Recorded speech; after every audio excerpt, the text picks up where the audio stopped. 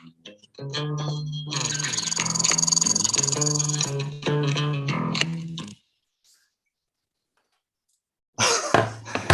the Matrix, Matt.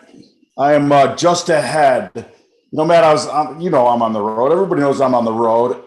And I pulled out my Bulls St. Patty's Day green t-shirt. And when I pulled it out, as I'm putting it on, I thought to myself, I can't name one fucking player on the Bulls. I mean, I used to be able to name the whole roster for sure, easily back in the day. Now, not so much.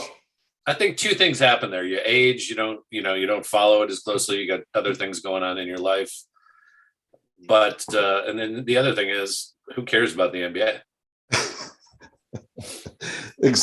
Exactly. Before we get there, Matt, let me share some other thoughts. Inside the network, I mean, there's so much important stuff that happens inside Market Vitals. But this one in particular, Matt, you've been on fire with your sharing. Anybody see this little hack on cleaning that pumpkin out? Dude, I'm a huge fan of power tools in the kitchen in particular. I have for sure used a Sawzall to, if you get like a giant ham, I mean, it's, and you don't want to eat the whole thing and you got to cut that thing in half. You need a Sawzall. I mean, it's got to cut through like a human-sized bone. Right. We're going to get back to other ways to dispose of human-sized things late in the show. But Matt, back to the Bulls. You shared this, so it's amazing how there's just like synergy in thought processes. You shared this because you're a longtime Detroit fan back in the day. The Bad Boys, so that it was great television.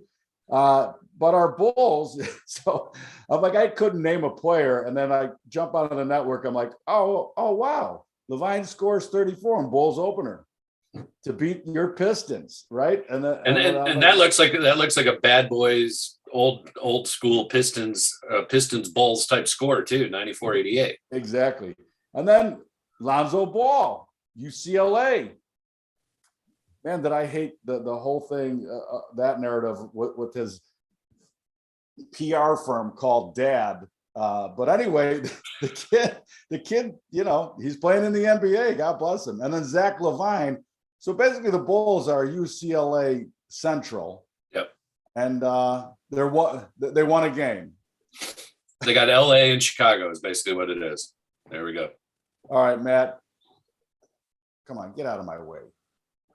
I'm having a hard time. Where are we going to jump off with? Crazy times, Matt. Crazy times. We got Barry Weiss, a great article. And this is one reason why the NBA went south, right? In a lot of people's minds, because they pushed their narrative harder than they pushed the professionalism of their game. Barry Weiss, we got here because of cowardice. We get out with courage. Say no to the woke revolution. You got Trump announcing El Trumpidente, as I call him, his own social network. Again, Trump announces the launch of new social media platform, and it's Trump Media and Technology Group, which is going to be a SPAC. So he's going to try to capitalize on this. We all know that censorship is a giant problem. We talked about it before coming in. You're a huge fan of Telegram. Now the MPs in Britain, trying to single that platform out. Well, they're using the Muslim that killed the MP there over the weekend as the juice for that. So I don't like any type of censorship, and I know, it's a difficult road though. Because now should there be beheadings and weird shit like that and X-rated stuff on any of these platforms? Absolutely not. There's a place for that, but it's not on the general, PG platforms. So, give me a break. Don't use beheadings as a reason to go after Telegram, because it's actually the reverse. They think, that it's spreading misinformation, probably against their narratives and agendas, just like YouTube and Facebook and Google have censored. Now they're trying to get in. And again, all these platforms, as far as I'm concerned, may have might have been created by the deep state to begin with. So who gives a rat's ass?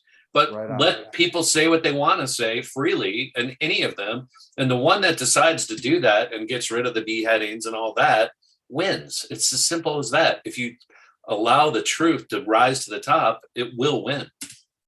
Well, I don't know how their algo does that. This one, Matt, there's so much news, right? China tested a second hypersonic orbital nuke. This has been floating around. We only want to bring this up because there is so much going on. How about Manaso in Japan? Right. Blowing its lid. Mm-hmm. Left, right, and center, Matt. But mostly we're going to come back to this screenshot.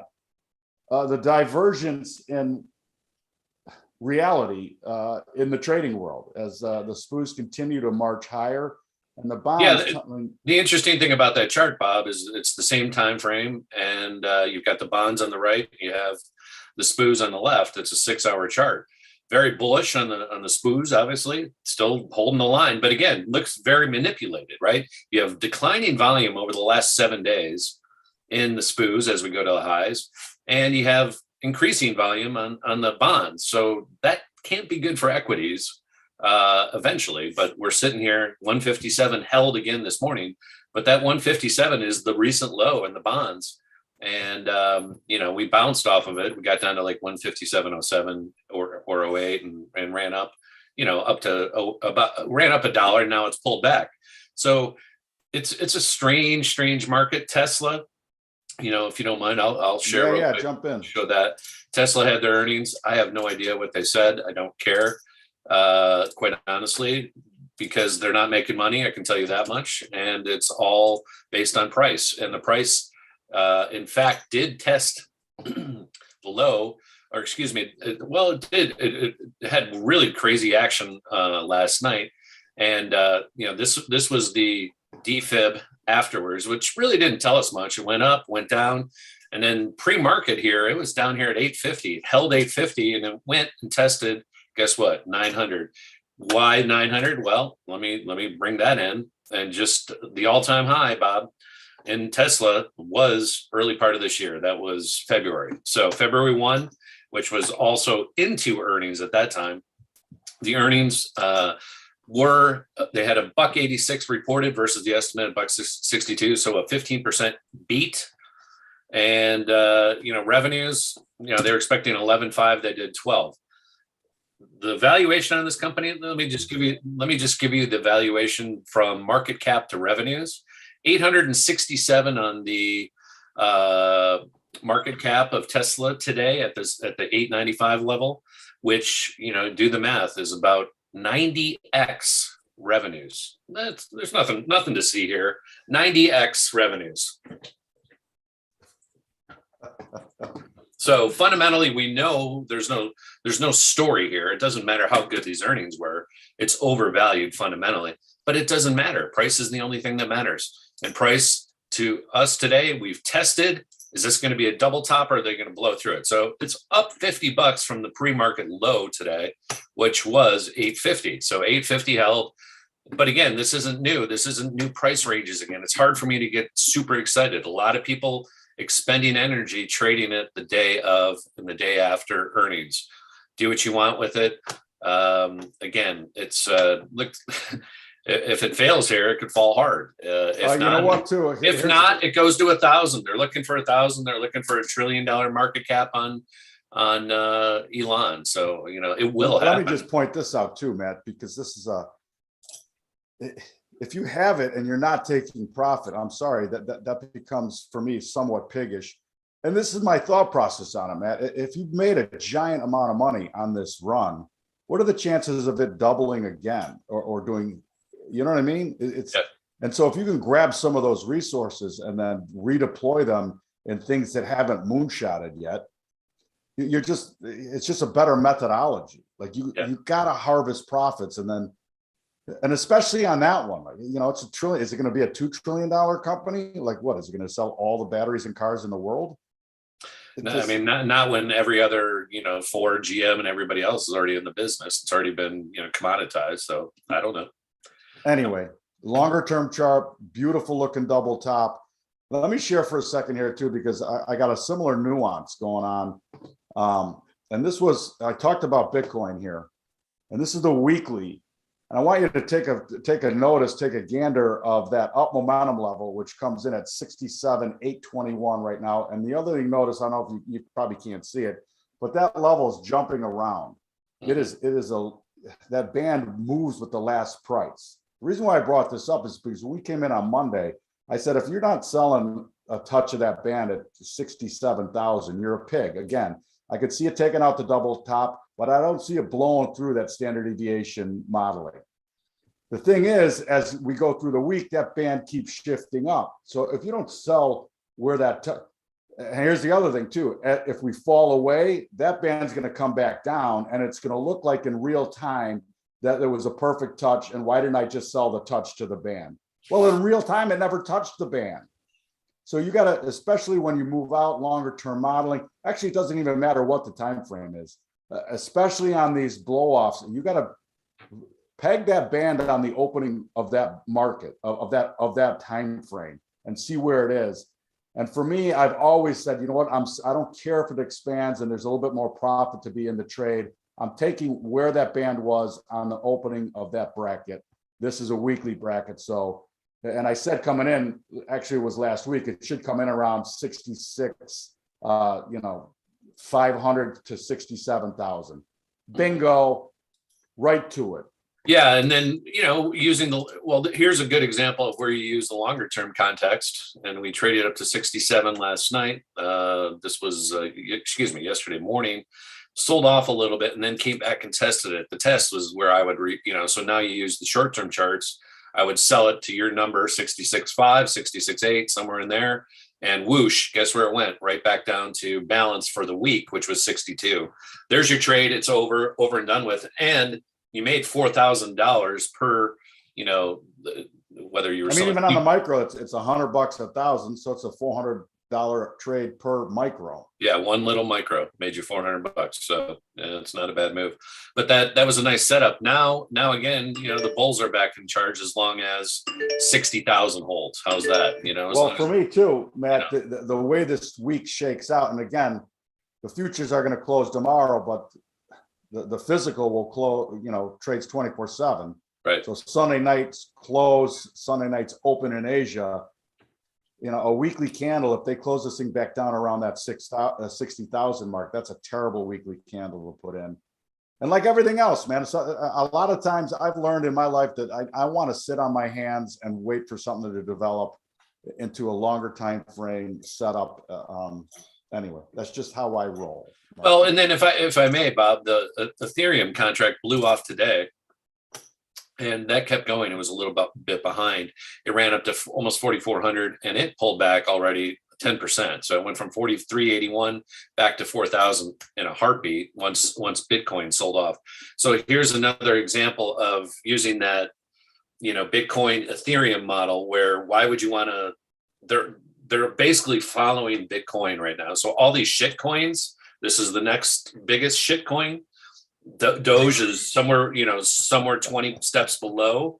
They've all done the same thing. And so if you're not, it's fine if you want to trade them all, but they're all following the big dog, which is Bitcoin. So just make sure that you realize that you're just basically levering upon levering. If you're trading multiple coins, they're all going to move with the big dog.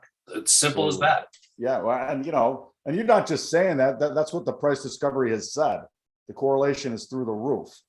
All right, man. Listen, I got to get back to the studio and redo some terrible vocals. Anyway, anything else? The other one I saw, we brought up the China tests thing. How do we compete with China and their space nuke program? Did you see? I'm sure you saw the headline of how many scientists are walking away from Los Alamos because of the jab mandate. Well, they actually had a quiet, protest yesterday. They had over 200 nuclear scientists. Again, this is simply a war going on, and I can't believe that people can't see that we are self-destructing our own country by eliminating military scientists that don't want to get a jab, their choice, their body. But for the last 2 years, we've all been walking around without a jab. And now all of a sudden, 60-70% of us who aren't jabbed now are the problem. And yet the vaccinated people are the ones getting sick and breaking out, the breakthrough cases. I mean, give me a break. I mean, if you can't see the writing on the wall and the tyranny in this, again, it's boggling to me. Where it comes from, I can't tell you, but it's Well, I sure, can tell you. Of course you can tell me. I can tell you. I can give you a lot. Is it any more clear to you that Trump fought the Nord Stream pipeline for 4 years, and as soon as Biden came in, he shut down the Keystone and gave the green light to the Russians? I thought Trump was in the Russians' pocket. I don't know. You're right, though. Trump, I mean, Trump pilots.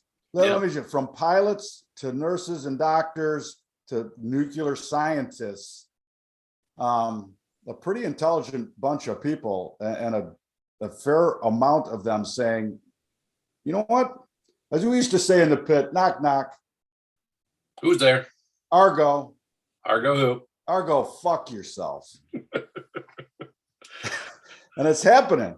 Anyway, Matt, let's leave this whole shenanigans. Strange times indeed. Oh, by the way, MicroStrategy, just I gotta kind of go ahead, pull it up. I gotta beat home this point because, it's the same thing. Like if you think you can, outsmart Wall Street and outsmart traders, well, MicroStrategy is the same thing. It peaked with Bitcoin. So all you have to do, like, you can pile in, but you better be ready to get out like everybody else. Musical chairs. This thing's down $25 today. 777 was the high from yesterday, and we're all the way down $25 here, 732. Actually, net almost down $45 from where it peaked yesterday. Today, just down 25. They started the sell off yesterday. So again, if you can't transfer risk just because it's a stock. If Bitcoin goes down, MicroStrategy, Mara, RIOT, guess what? They're all down. All right, let me just be aware of the correlations. Correlations matter. And when they don't, just like we opened with the show, why are the bonds going down and the SPOOs going up? Something has to give. When interest rates go up, equities should not be going up. It's as simple as that.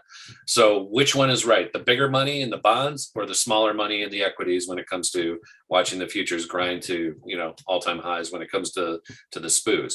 By the way, the Dow, the Russell, none of them have actually surpassed their all-time highs yet. They're all pushing right up there against it into the peak of the earnings, which is, this week, next week. We're already through this week. The bulk of the earnings this week are over. Next week, we've got Google, Facebook, Amazon, Apple. That's the big week when it comes to, to the NASDAQ. So whatever. I mean, we're going to get a little trickle, little dick trickle higher from whatever the earnings are. They're not, I mean, again, we know, we've already kind of seen how the market's reacted. Netflix is now up a little bit. Tesla's up a little bit, but no new prices are being seen really. We're just banging against the highs hard here, hoping to break out, and inflation's running rampant. Interest rates are going up. So I don't know. Right now, I would say, this 10-day rally just sure feels machined. I don't know how, and the volume is dropping off every day. Like this is 7 days now up every day, and the volume's falling. So that means there's less participation. The machines are in charge, and until they turn that switch off and it goes the other way, you can wait for it, and I think it'll come, but I don't know where it will. How much higher? How much lower? We're just sitting here. I just feel like we're chopping broccoli right now. Right on, man. Let me share this. As we leave, a New York surgeon admits to killing his wife by throwing her out of the plane. You can't make this shit up, Matt. You can't make it up. I don't know. I'm going to throw myself out of the plane. What do you think he said? Do you think you can grab me a beer, Sheila, before I land here? I don't know, but. And she didn't get him one, and then he pushed her out. I mean, Max, speaking of Telegram, you shared from Channel Ryan Oan. What is that? Hey. Anyway, the share was that the Hunter hard drive has been shared with multiple multiple journalists, supposed journalists anyway. Do we have any of those left? Is there a journalist in the building? Glenn Greenwald. And they can confirm that, who knows? And my question is, if there is What? Well, finish your. evidence of a minor being involved, this thing really explodes if that is the facts, just the facts. Just the facts, man. Just the facts, man. Yeah. All right, Matt. You have a great day. The Hunter Moon that we have coming up could be interesting. Yeah, exactly. Have a great day. We'll be back at it tomorrow. All right, Bobby. Peace.